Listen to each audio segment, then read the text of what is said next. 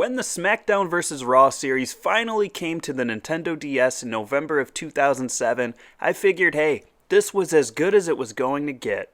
Sure, it didn't mirror the console version of the game at all like the PSP version did, but I grew to appreciate the strategic, albeit novel gameplay that the touch controls provided. But when I saw the gameplay improvements being promised for the follow-up release, SVR09, I was intrigued. Now, for you youngins watching this video who grew up on nothing but the 2K series, I know this is going to sound hard to believe, but there was actually a time, long ago, where each yearly WWE game released looked and felt different from the last. I know, mind-blowing stuff, right? So I couldn't wait to give WWE's sequel on the Nintendo DS a spin. Although I didn't at the time of its release, I was fully locked into the next-gen console versions. So I figured why not review it now, and I won't be blinded by nostalgia for this review either. Let's dive in. Right away upon booting up the game, you can see that a couple of features have been added to the main menu. The options screen itself now has more, options to choose from, and the addition of a tutorial mode to help you get acquainted to the new touch controls is nice too. But even more impressive is the newly added Create a Superstar mode. I gotta tell you, I can't believe they were able to implement this into a DS game. It's not super in-depth or anything, of course not, but if you curb your expectations, you'll find a surprisingly in-depth creation suite that's better than even some more modern wrestling games. AEW Fight Forever. In all seriousness, it's cool that they added this, even though you can only have 2 created wrestlers saved at a time. There are more match types added, although still only one-on-one variations. It's pretty cool to see how much work the developers put into refining this version of the game over its predecessor, and based on just features alone, I'd say mission accomplished. The roster is improved from last year too, although still not anything to write home about. All the big stars from 2008 are there, and a few interesting inclusions as well. Once again, all the pay-per-view and weekly show arenas from the year are available to choose from, and they all look great. Presentation was good on the DS version of SVR08, but it's really taken up a notch for 09. We have full entrances here, from the ramp all the way down to the ring.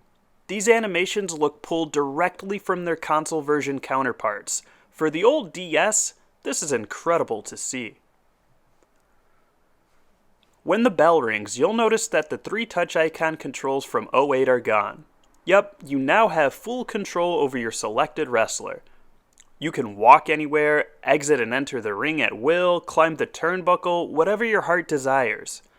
However, this is still the Nintendo DS, so of course the touchscreen has to be the focal point of gameplay. You control your movement with the D-pad, but everything else is done with your stylus. Tap the screen to throw a strike, draw a circle to grapple, draw 2 consecutive circles to strong grapple. You can alter the kind of strike or grapple you do depending on which direction you press the D-pad while doing them. This may seem simple, and it is to an extent, but this is a game I highly recommend using the original DS hardware and a stylus for, as the precision required to perform these moves isn't well suited to just your fingers. The gameplay isn't going to knock anyone's socks off, but it is a step up from the rock, paper, scissors styles of 08. These matches play more like a console version, and the added variety of match types helps prolong the fun. There's the ladder/TLC matches that have you tapping the hanging title repeatedly to bring it down, but be sure to damage your opponent adequately first, or you'll just be repeatedly knocking them down and waiting for them to climb back up so you can knock them back down, rinse and repeat. Then there's the table match, which plays exactly how you'd expect. And finally, the cage match, which was probably my favorite new match type. You tap the designated spots on the cage wall to climb, and it's as simple as that. Now let's talk about the mode that carried the last SVR game on the DS, Season Mode. This mode was also revamped for 2009, but the premise remains largely unchanged. You can select any wrestler on the roster, including your created superstar, and start a pilgrimage to capture every single title in the WWE. Except you don't start as a fully fledged member of the roster. You'll first have to earn your spot by stringing together some wins and boosting your rep. But more on that later. You'll start every single week of every single month right here in your little apartment, which is pretty cool to look at. You can walk around freely. It reminds me of the locker rooms from like SmackDown vs. Raw 2007 on the console version, except you have a little bit more freedom and more immersion because you actually see your character walking around. And you can do things in here like answer the phone that'll advance storyline plots. You can check win-loss records, title holders. You can go shopping and buy different consumables or equipment that'll further boost your stats. You'll see on the top screen, you get to see your superstars' current attribute ratings. And you can improve these by going to the gym, working out, boosting your durability.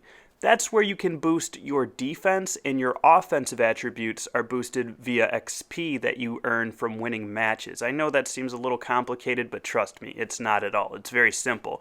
But you can see the RPG roots here from the developers. This game is a grind. It takes a long time to boost your attributes, to boost your resiliency. And you'll be grinding every single week in matches, but also going to the gym. Now, similar to SmackDown vs. Raw 2008, all the gym activities are done via the touch screen, and you have different options for different parts of the body that you want to improve resiliency on. For example, the bench presses will improve your torso and your arms. You have dumbbells that'll, for some reason, increase your head durability. And then, of course, squats, which will improve your leg durability. Now, you'll have to do these every single week, set your high scores, and depending on how well you do in these touchscreen control mini games, you will increase your durability by that much in the form of XP. So yeah, it really is a grind, and this is something that you're able to do once per week. But I did not notice an option to simulate the experience like you had last year on the 2008 version, so you will have to physically do all of these. Well, not physically do them, but simulate doing them by touching the screen. You know what I mean. Moving on. To get in between areas, you go to the overworld. You do this by just leaving your apartment at the beginning of the game. You can see the arena where you go have your match, WWE headquarters, and of course the gym, which we just talked about. WWE headquarters is interesting. You got superstars scattered throughout as you do all of these different areas, including the gym, including the arena, where you go up and talk to them, and they usually just have 1 or 2 lines of dialogue, which are more often than not pointless. But they are written in their characters' voices, and sometimes they're pretty funny, actually. So I do recommend talking to some of these superstars. Just once, though. They don't have repeating or new dialogue, nothing new to say. You got all the GMs from all the shows there, Raw, SmackDown, and ECW. There you can check your progress. You can go upstairs to Vince McMahon himself and request a show transfer. But your rep, which you see on the bottom left corner of the top screen, that rules everything. If you want to check how you're doing, the GM is just going to tell you the status of your current rep. As you can see, there are little lines within that bar, which is your rep. Each of those lines is a different benchmark, and once you exceed a certain benchmark, you'll qualify for different titles, different feuds, and different opportunities. So win matches, work out, boost your resiliency, boost your attributes, gain XP, the weekly grind. If you've played RPGs before, specifically JRPGs, because that's what this developer of this game specialized in, then you kind of know what's going on here. It's a grind, kind of like random wild encounters, level grinding in an RPG. That's what this is. So if you enjoy that kind of gameplay, you're going to feel right at home here. The backstage area is kind of fun to explore at first, but there's really no point to it, at least not initially that I could tell. You'll see superstars from all the brands back there. You can go introduce yourself, say hello, but it doesn't really lead to anything. You, of course, can just go straight through the curtain to your next match as well. That's what I do most of the time. That's what you'll find yourself doing by default. And that's where the true grind will begin. Now, I will say, if you're going to pick a ECW superstar, be prepared to face the same guy over and over and over again. I faced Elijah Burke for 19 out of my first 22 matches. No exaggeration. The ECW roster is, after all, only, 5 superstars deep in this game, which is an improvement over the 2 superstars from 2008.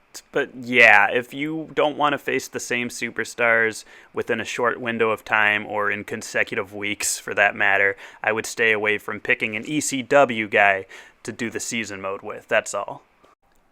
After you win your match, you'll get to distribute some attribute points. You'll need 200 to advance per attribute, I suppose. So don't expect to be leveling up power right away, for example. It's going to take some time.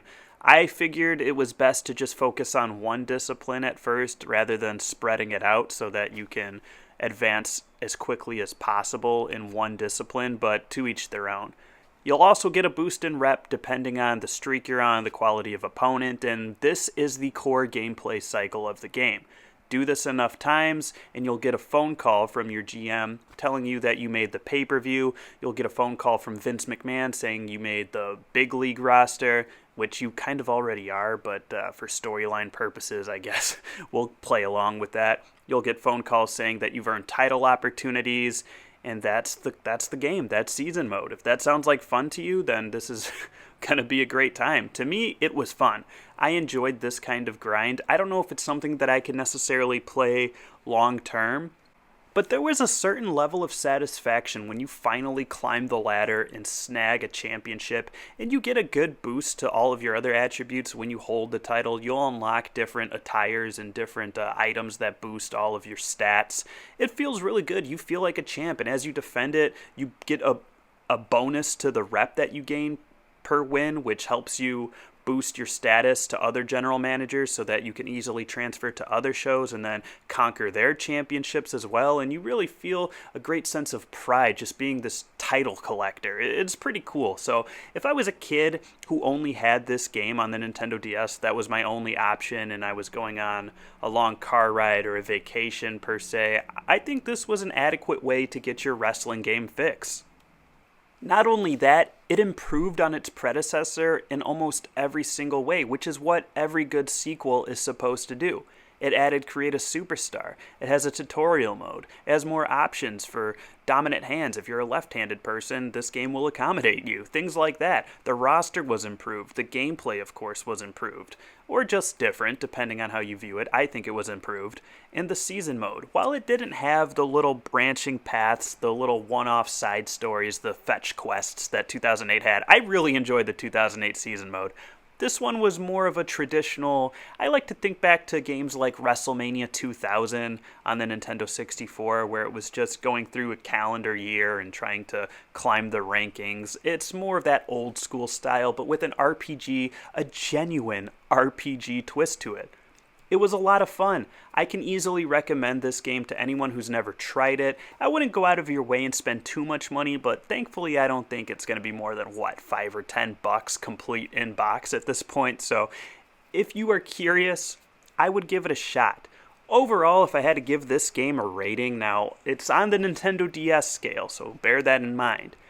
I would give this game, and with 10 being Here Comes the Pain, and 1 being WWE 2K20, I'd say this game is a solid 5 out of 10. And hey, for me, that scale, 5 is pretty good, okay? This is not IGN where 7 is average. No, 5 is average to me. And this game is an average overall wrestling game, but I think for a Nintendo DS game, it's maybe a 7 or 8 out of 10. It's about as good as you can possibly get. Now, I say that without having played this game's sequel. That'll be in a future video. But guys, I love 2009. I love 2008. I felt like this game was an improvement across the board. How do you guys feel? Have you played SmackDown vs. Raw 2009? Do you plan on checking it out anytime soon?